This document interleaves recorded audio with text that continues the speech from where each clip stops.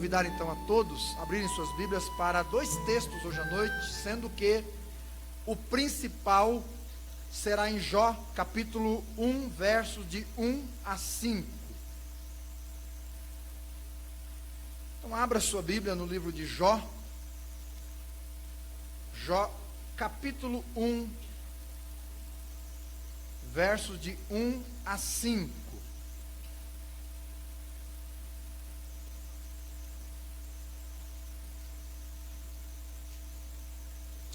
Jó, capítulo de número 1, versos de 1 a 5. Pela graça do Senhor, vamos ouvir a palavra de Deus, né? A palavra dele. E aqui no culto, no templo, e também com aqueles que estão nos assistindo pelo Facebook, né? E olha, hoje de manhã nós tínhamos algumas pessoas, pastor, assistindo a mensagem lá, e acompanharam inteirinha a mensagem, né? Que bênção, graças a Deus. A palavra do Senhor tem sido espalhada aí. E então esperamos que o Senhor abençoe-nos com a palavra dele. Jó 1, do 1 ao 5, diz assim: havia um homem na terra de Uz, cujo nome era Jó. E este era um homem sincero, reto, temente a Deus, e que se desviava do mal. E nasceram-lhe 7 filhos e 3 filhas. E era o seu gado 7.000 ovelhas, 3.000 camelos, 500 juntas de bois, 500 jumentas.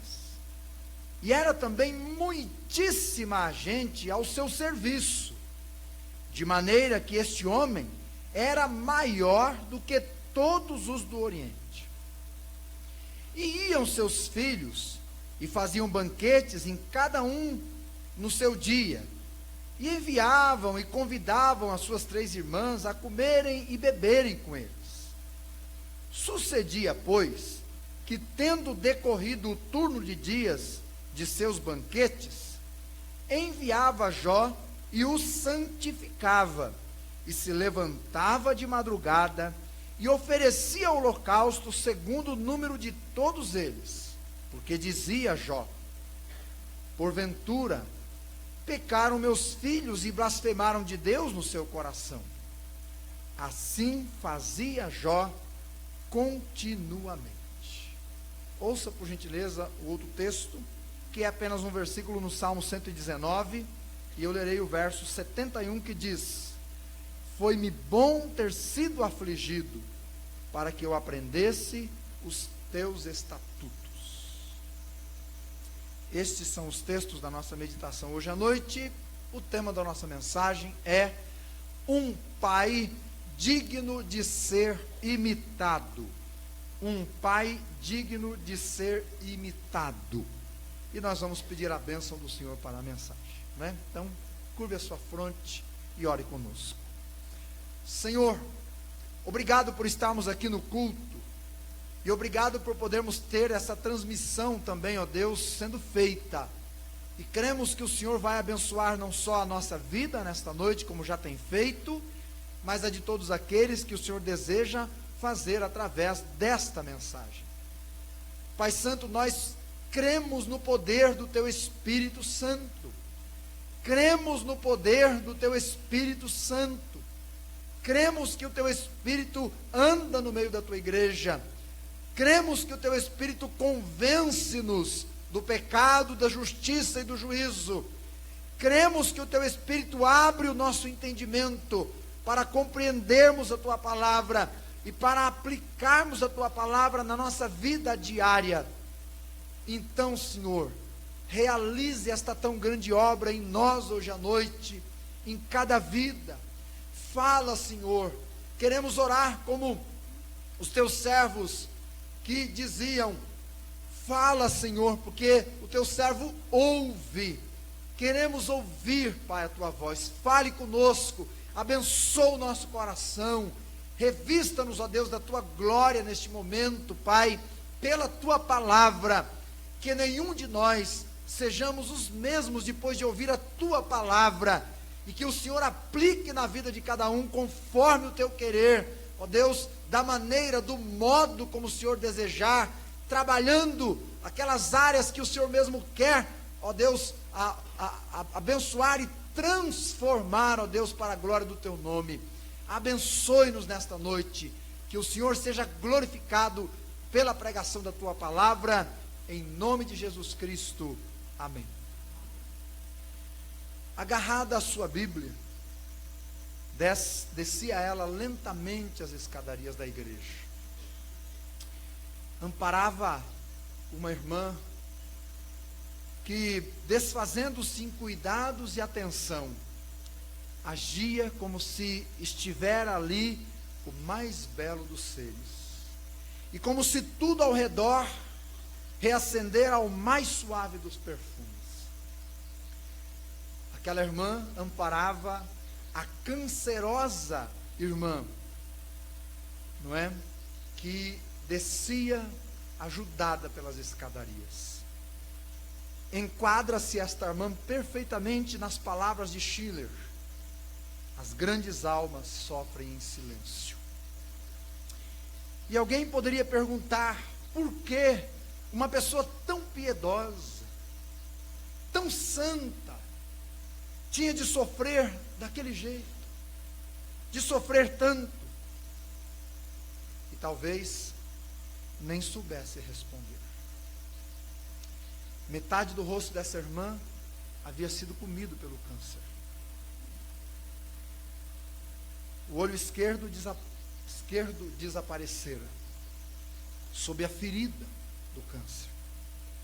E ele ia comendo implacavelmente suas narinas, e o que ao longo dos dias a levou a óbito.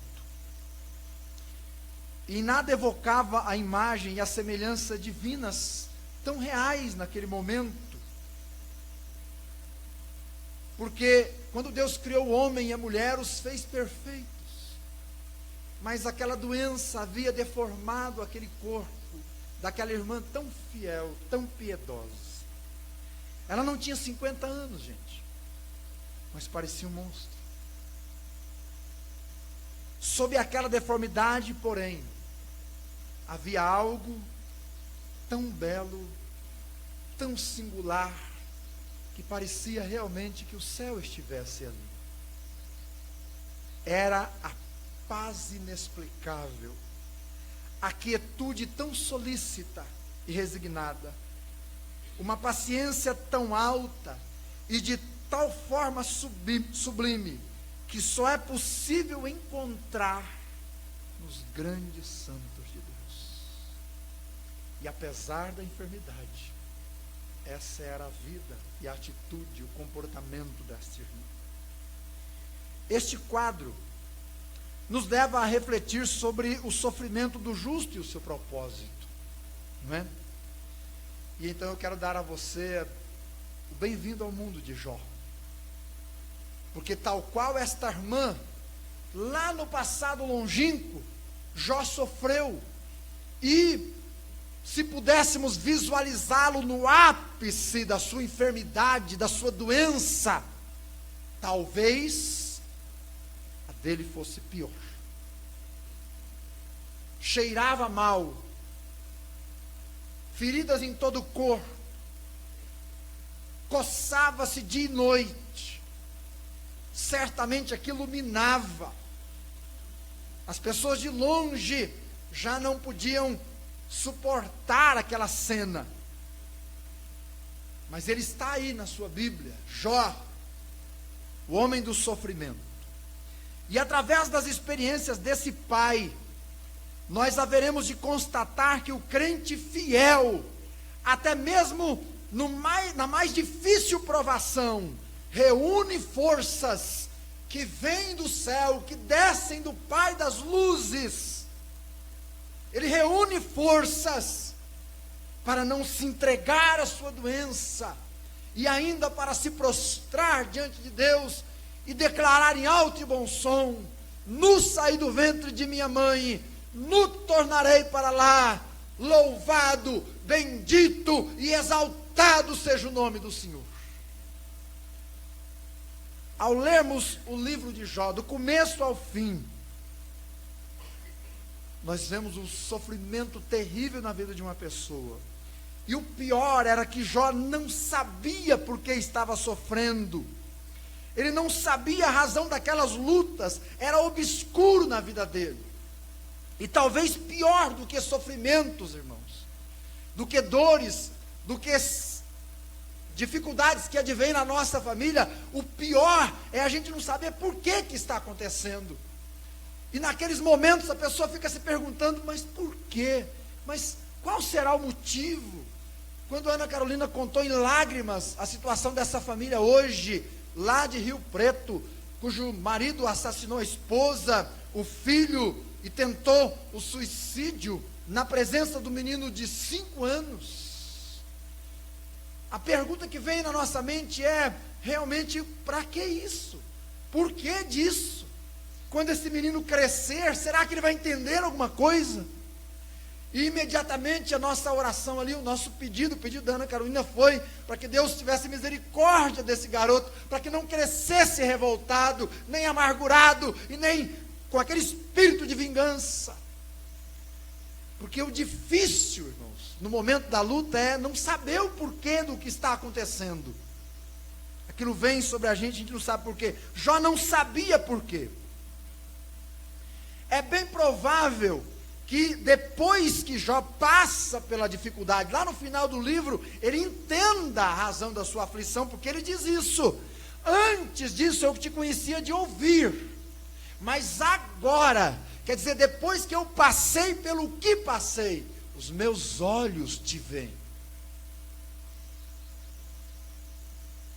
Provavelmente ele entendeu, como provavelmente, eu digo provavelmente porque nem tudo nós vamos entender. No decorrer da vida, você vai entender por que você passou pelo que passou.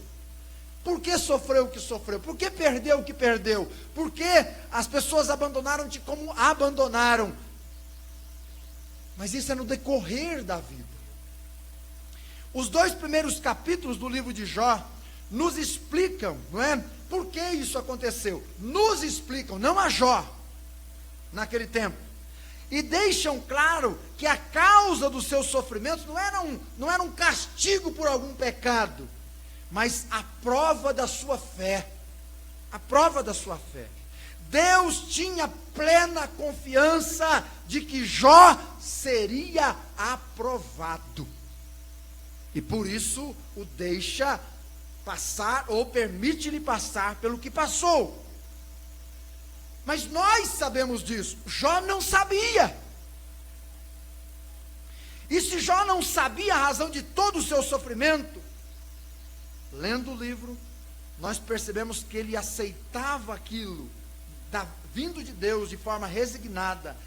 E resignação é uma renúncia voluntária de uma graça ou de um cargo. É a sujeição paciente às agruras da vida.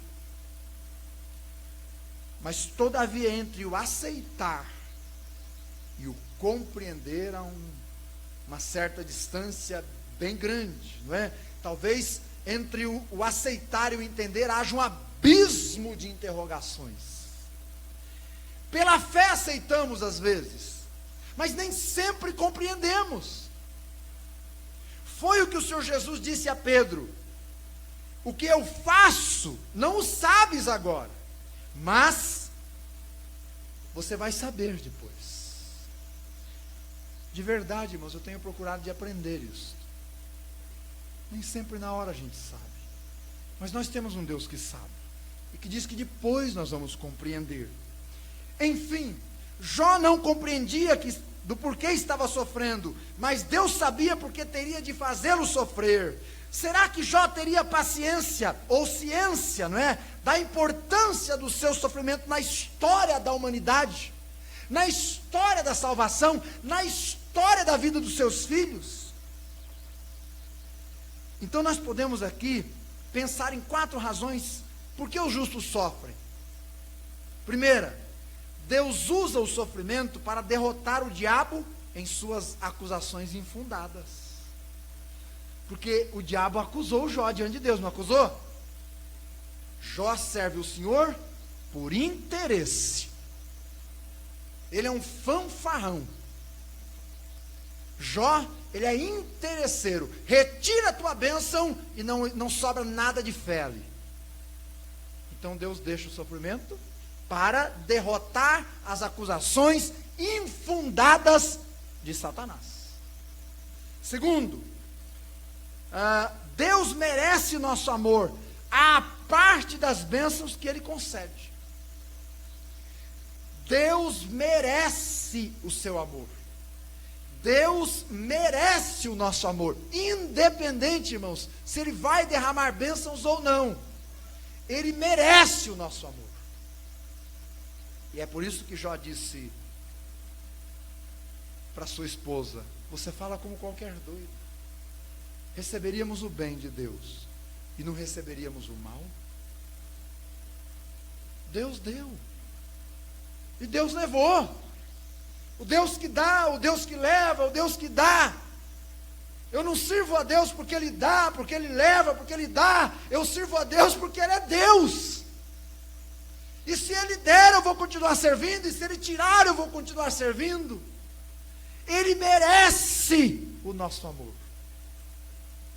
Terceiro, Deus pode permitir o sofrimento como meio de purificar e fortalecer a alma em piedade. Olha, irmãos, a vida tem demonstrado que crente de verdade, quando ele passa pelo túnel, pelo cadinho, não é?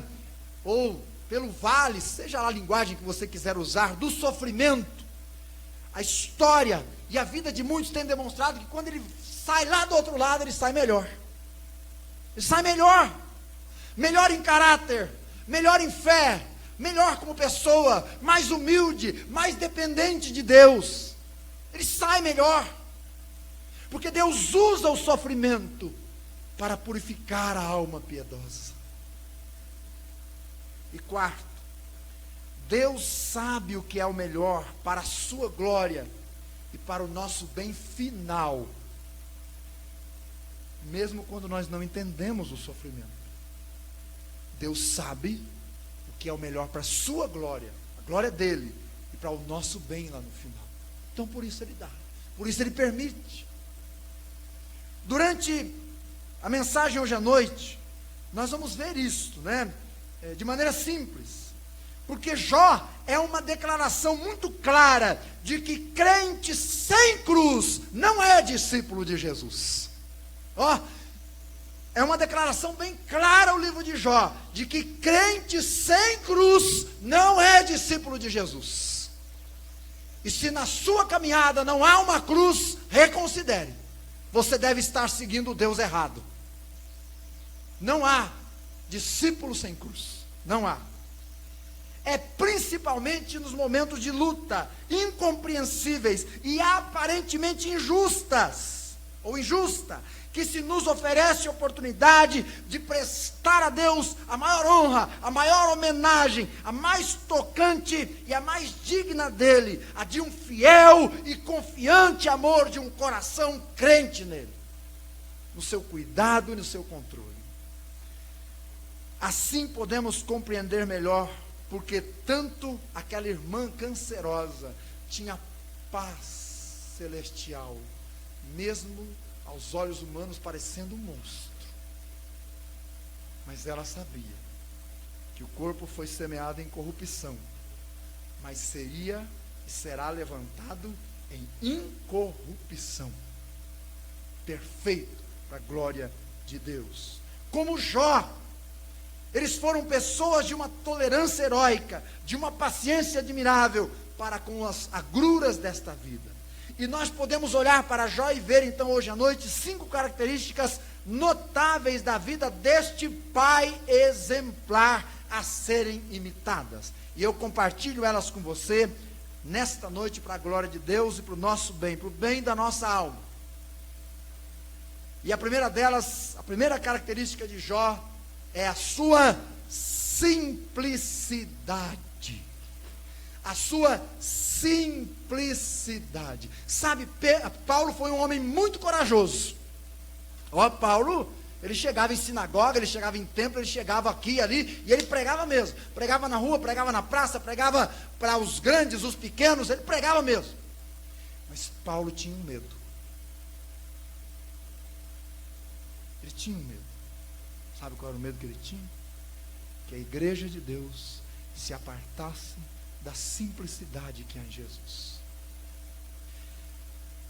A simplicidade de Jó. O versículo 1, meus irmãos, que nós já lemos, diz que Jó era um homem rico. Não, melhor dizendo, ele era um homem muito rico. Não, melhor dizendo, ele era um milionário. Ele era maior do que todos os do Oriente. É como se você chegasse numa cidade de Campinas, por exemplo. É um exemplo, né? E você chegasse lá no aeroporto e perguntasse: olha, eu queria falar com o Jó.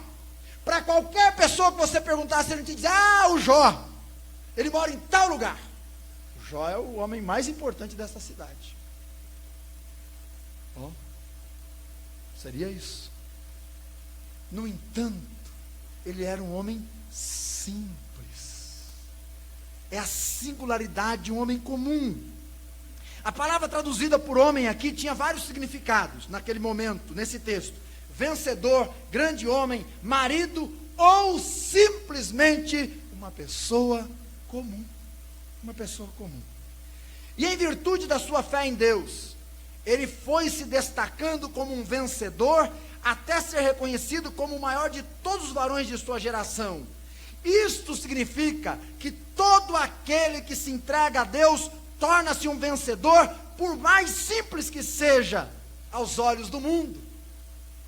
Mas ele anda com Deus, e Deus pega aquela pessoa simples e usa para a glória do seu nome. Jó não foi uma figura lendária, ele era um homem, gente, um ser humano, como eu e você, cujos bichos da ferida, não é? Que causam feridas, estavam comendo a sua carne, em determinado momento.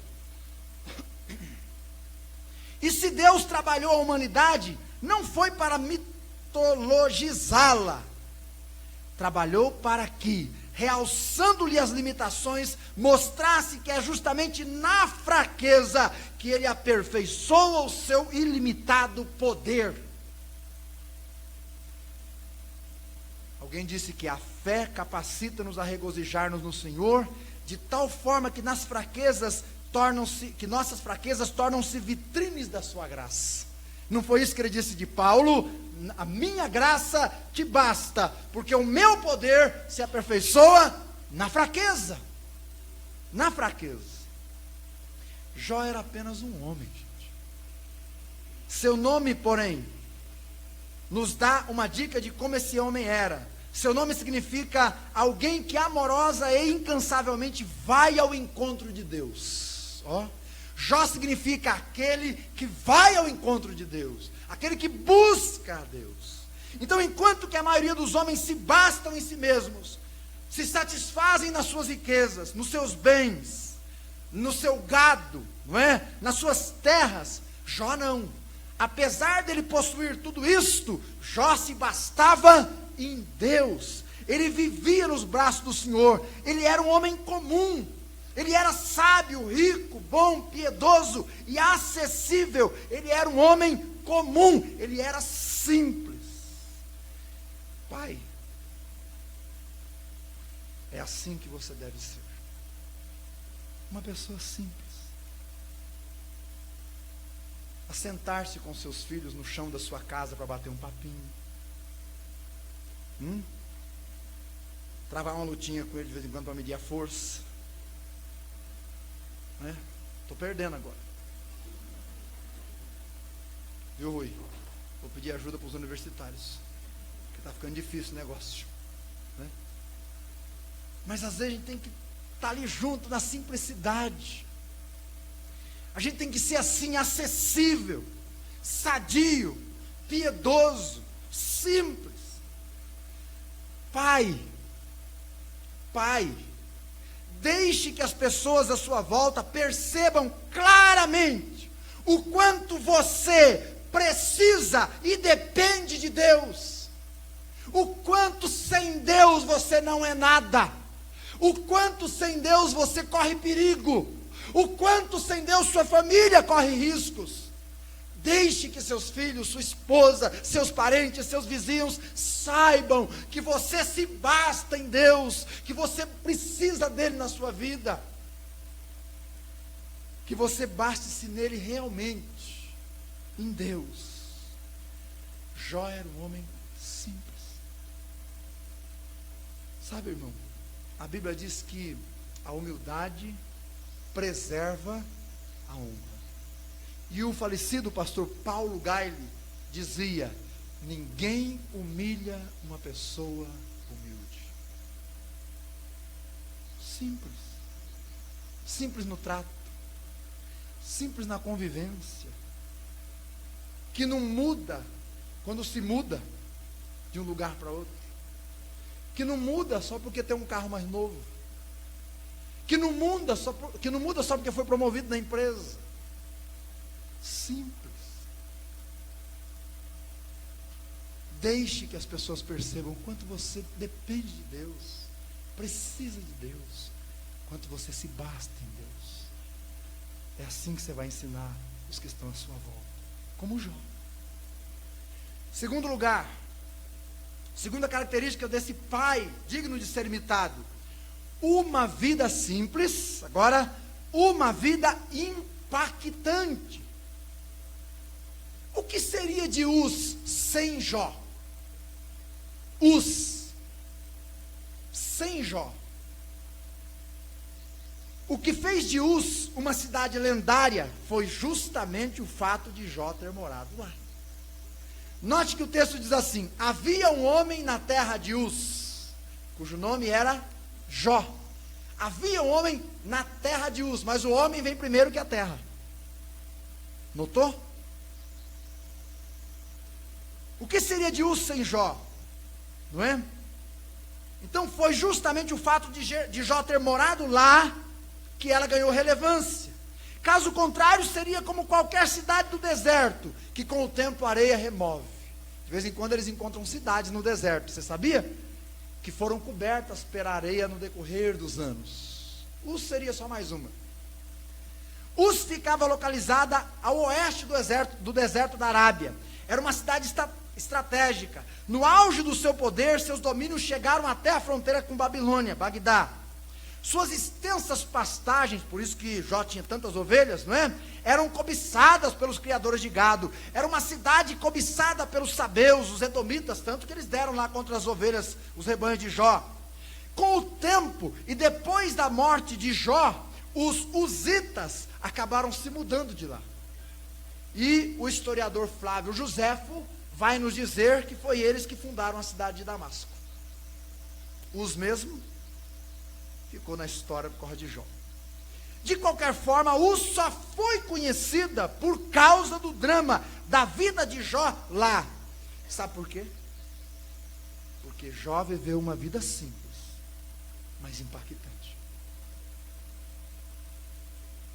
Onde ele estava, ninguém era o mesmo. Ele fez diferença.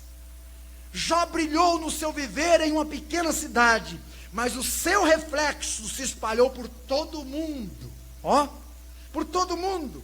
Então confirma-se o ditado que diz: brilhe onde você está e deixe que Deus leve o brilho da sua vida ali para onde Ele quiser. Para onde Ele quiser. Confirma-se assim as palavras de Paulo: medita estas coisas, ocupa-te nelas, porque o teu aproveitamento será manifestado a todos. A todos. A ideia é clara: brilhe onde você está e deixe que Deus se encarregue de fazer com que isto chegue aonde deve chegar. Faz o que você pode fazer onde você está. E aqui, para quem gosta de filosofia, o Ricardo, aliás, o Cortella, né? O Cortella tem uma frase que eu gosto muito, que ele diz assim: faça o melhor que você pode com o que você tem, para que quando você tiver condições melhores, então você possa fazer melhor ainda. Melhor ainda. Ou seja, brilhe nas condições que você está para Jesus. Brilhe. Brilhe a vossa luz diante dos homens. Não é o que Jesus ensinou? Brilhe. Mas brilhe na simplicidade. Na simplicidade. O brilho, meus irmãos, nunca vai sozinho. Houve um homem na terra de Uz. Ah, você conhece Uz? Sabe por quê? Por causa do brilho da vida de Jó. Pai, está comigo? Pai, como é gostosa essa palavra, né? Pai, como é gostosa essa palavra. Pai, sua vida é importante, mais do que você pode imaginar. Viva ela na sua simplicidade, mas não sem ser impactante. Garanto para vocês que vários dos irmãos aqui cujos pais já partiram, não é? Garanto para vocês que alguns deles, talvez não todos, mas alguns deles poderiam dizer: a vida do meu pai me impactou dessa, daquela e daquela outra forma. E às vezes foi numa pescaria. Não é, irmão Roberto? O Roberto sempre fala: meu pai gostava de pescar, né? Que ele gostava. Ele me levava junto, ele contava as histórias. Sabe por que o irmão Roberto lembra disso? Porque a vida do pai impactou a vida dele. Sabe por que o irmão Mauro de vez em quando fala assim, quando você cumprimenta ele: como é que você está, irmão? Eu estou pior que ontem e melhor. Não, eu estou melhor do que ontem e pior do que amanhã. É porque a vida do Bandeira, pai, impactou a vida do Bandeira, filho, com essas palavras. Na sua simplicidade. Homens, irmãos, no caso dele, que trabalharam levantando os alicerces dessa igreja. Vida simples, mas impactante. Pai, sua vida é importante. Seu andar com Deus afeta quem está perto de você muito mais do que você possa imaginar. Mas isso não é só para o pai a vida simples, não é só para o pai a vida impactante. Crente, irmão, adolescente, jovem, junior, mulher, sua vida é importante. Viva na simplicidade, mas impacte a vida de quem está ao seu redor, justamente pela sua maneira de andar com Deus, não é? A Guaianaí leu uma frase para mim essa semana sobre a vestimenta da mulher, que eu não vou acertar na íntegra, mas a ideia eu peguei. Ela leu a frase que dizia mais ou menos assim: a mulher ímpia se veste e a vestimenta dela grita dizendo assim: olha para mim, eu tenho alguma coisa para te oferecer. Mas a mulher cristã, quando se veste, sua vestimenta grita dizendo: não olhe para mim, eu não tenho nada para te oferecer, mas o meu Deus tem. Sabe o que é isso, irmã? Simplicidade. Pai, sua família será conhecida por sua causa. A maneira como você vive faz toda a diferença. Então viva assim. Viva assim. Terceira característica: simplicidade, vida impactante. Terceira, a forma de amar a Deus e não amar o mundo que Jó teve. Forma do seu amor, a maneira de amar. O versículo de número 1 diz assim, que Jó era um homem sincero, reto, temente a Deus e que se desviava do mal. Jó foi um homem íntegro. Sabe o que quer dizer íntegro? Íntegro quer dizer íntegro. Não é? Íntegro, inteiro, perfeito, exato, completo, imparcial, inatacável, inacusável. Íntegro. O que ele falava, ele cumpria. Tanto que ele disse no livro: fiz um voto com Deus que não colocaria meus olhos numa virgem, para não pecar contra o Altíssimo. Íntegro.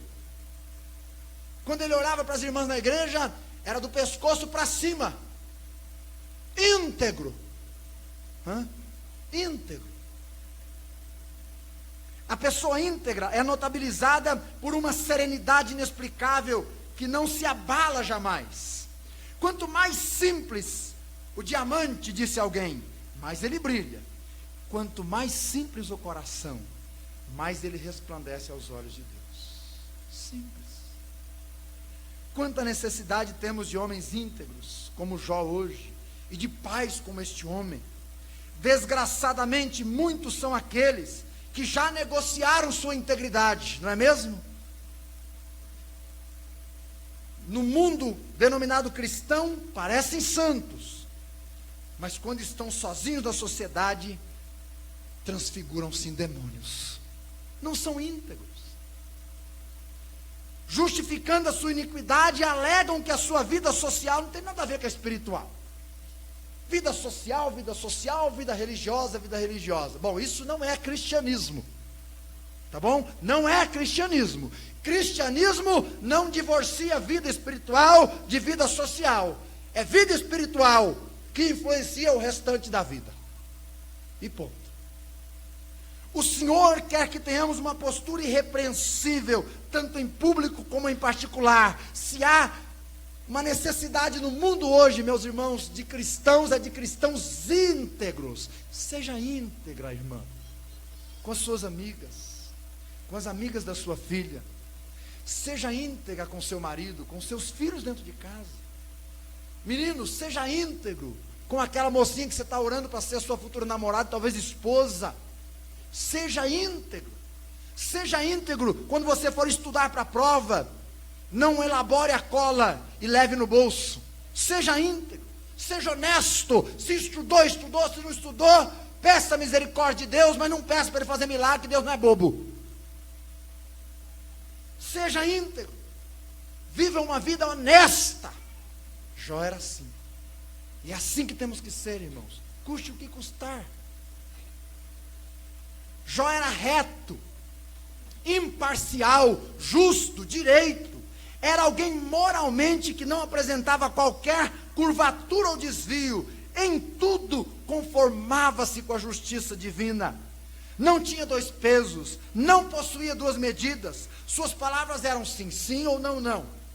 Era um homem que, pondo-se a caminhar, não se desviava nem para a direita nem para a esquerda. Não fazia o jogo dos poderosos, da propinazinha. Não comungava com as injustiças e pecados que as riquezas querem proporcionar. Ele era reto. O que é, o que não é, não é. Pronto, simples assim. Sim, sim e não, não. O que passa disso vem de quem? Do maligno. Reto. Irmão, irmã, vamos ser retos. Retos na vida, retos na palavra, retos no pensamento, retos nos relacionamentos, retos no fazer a obra de Deus. Vamos ser honestos. Jó era um homem temente a Deus. E alguém disse assim: aquele que sabe o que é ter prazer em Deus, temerá a sua perda. Aquele que via a sua face, terá medo de ver as suas costas. Porque a pessoa quer andar em intimidade com Deus. Jó temia a Deus, ele não tinha medo dele, temia-o, porque nele encontrava a verdadeira felicidade. Nele encontrava a verdadeira felicidade. Através do seu temor a Deus, não é? Nele foi inserido a sabedoria divina. Irmãos, ninguém pode conhecer a verdadeira graça de Deus se não conhecer o temor a Deus. Ninguém pode. Precisamos de temor a Deus. Jó era um homem que se desviava do mal. Anselmo foi um fiel servo de Deus e ele declarou certa vez: se o inferno estivesse de um lado e o pecado do outro, não tenho dúvida, me lançaria no inferno, porque prefiro ser lançado no inferno do que deliberadamente pecar contra Deus.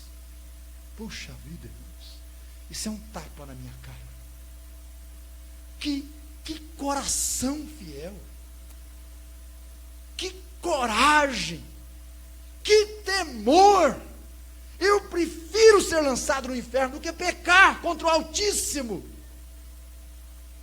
Lembra de José? Preferiu ser lançado na masmorra, mas não pecou contra o seu Senhor e não pecou contra Deus.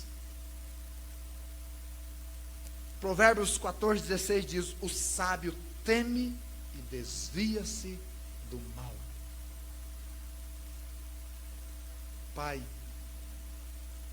seja como Jó, não ame o mundo, ame a Deus, e talvez Deus te dê muitas alegrias nesse mundo, mas se você amar o mundo, o amor de Deus não vai estar na sua vida, e aí mesmo que você ganhe o mundo, Ele jamais satisfará o seu coração.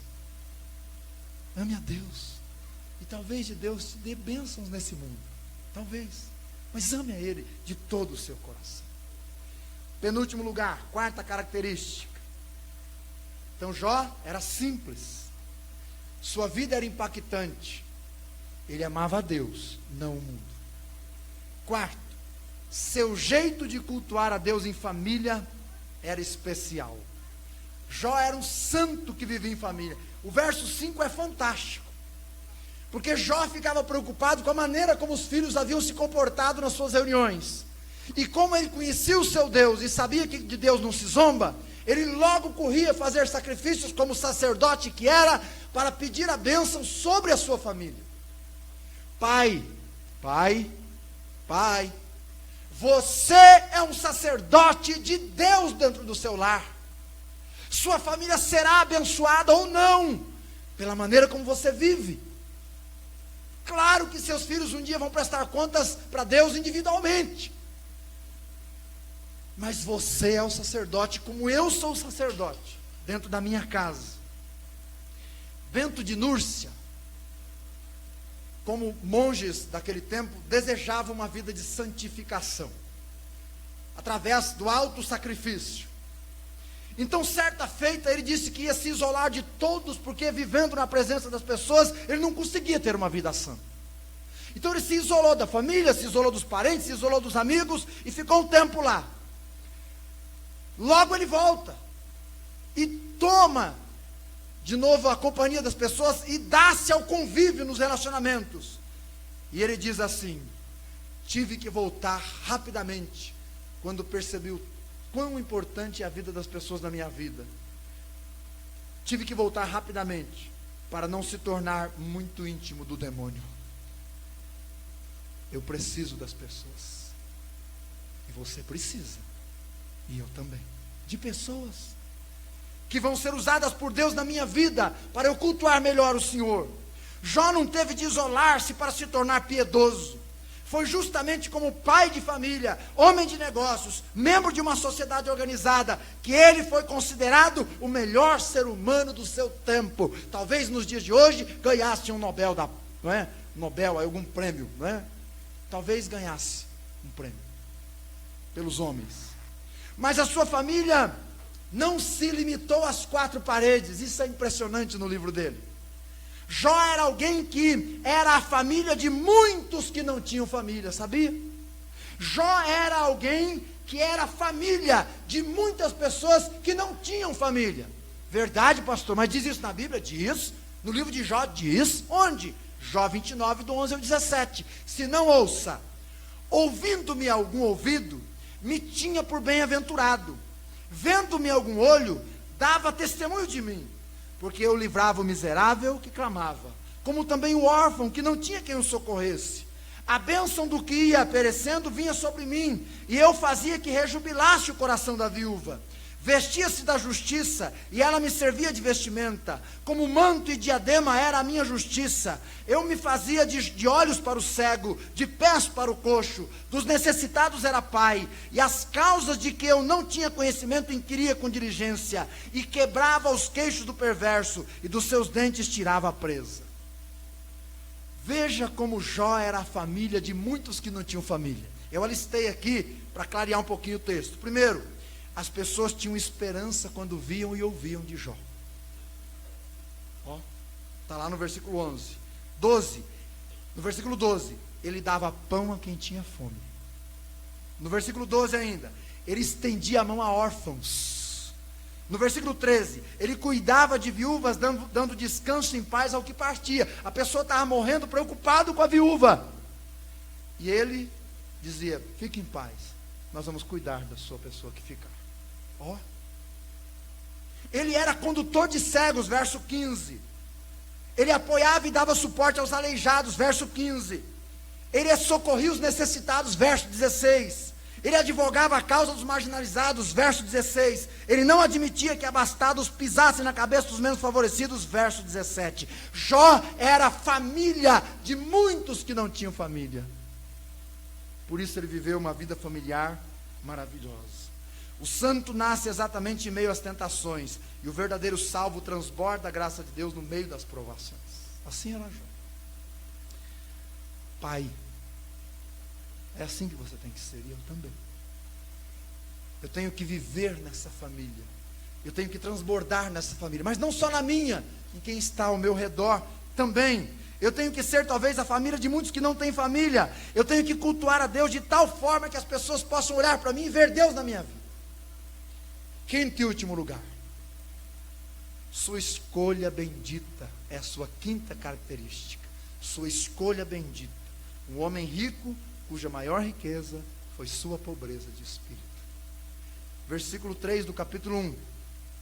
E era o seu gado 7.000 ovelhas, e aí você vai ver lá que ele tinha camelos, que ele tinha juntas de bois e tudo mais do que todos os orientes. Mas no versículo 5 você vai ver que Jó corria para Deus, ajoelhar e orar, buscar a Deus pela sua família, porque ele fez uma escolha significativa.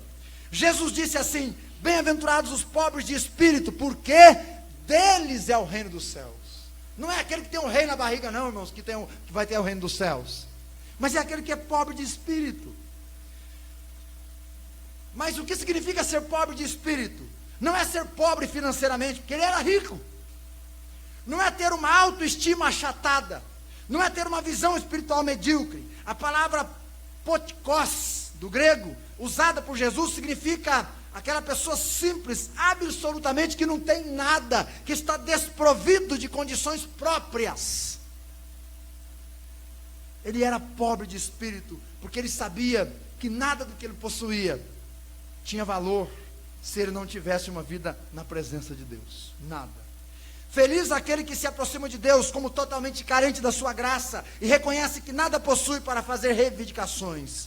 Só aqueles que têm consciência de que são pecadores buscam o Salvador. Assim era Jó. Ele sabia que nada era, ele sabia que nada tinha de si mesmo, ele sabia que a vida sem Deus não é vida, ele sabia que a vida sem a graça de Deus não tem graça nenhuma. Ele era pobre de espírito. E ele era um mordomo cuidando do que Deus lhe dava. Jó era um homem rico, pobre de espírito. Nada presumia de si mesmo. Muito acertadamente afirmou Agostinho: as riquezas terrenas acham-se repletas de pobreza, mas quão rico é aquele que tem as riquezas do céu. Pai, realmente, não é?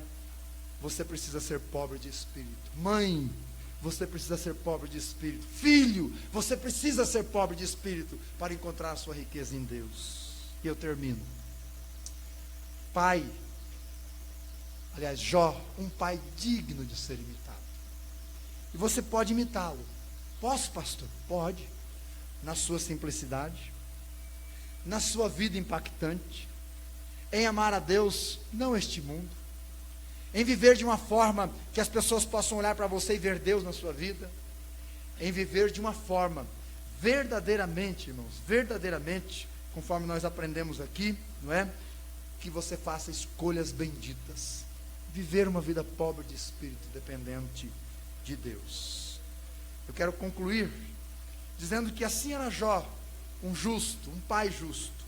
Um pai justo que sofreu, um crente íntegro que sobreviveu, um pai digno de ser imitado. Os justos sofrem pela mesma razão que o terebinto sofre. Na morte do terebinto é que ele exala o seu maravilhoso perfume. Mas espera aí, você não precisa morrer para exalar o perfume da sua vida a quem está à sua volta. Você pode fazer isso hoje à noite, a partir de hoje, enquanto você está vivo, imitando Jó, tendo uma vida como ele teve. É preciso apenas você tomar uma decisão no seu coração, decisão de orar como Davi, no Salmo 139, 23 e 24, quando ele disse: sonda-me, ó Deus, vê se há em mim algum caminho mau, e guia-me pelos caminhos retos. Ou você se comprometer como Jó, que disse: se eu tornar em paz para minha casa, o Senhor será o meu Deus. Ou você tomar a decisão de ser fiel como Jó, íntegro, reto, temente a Deus, que se desvia do mal. Para isto, sua maior decisão é: eu quero bastar a minha vida em Deus. Eu quero fazer dele o meu quinhão. quero fazer dele a minha maior alegria.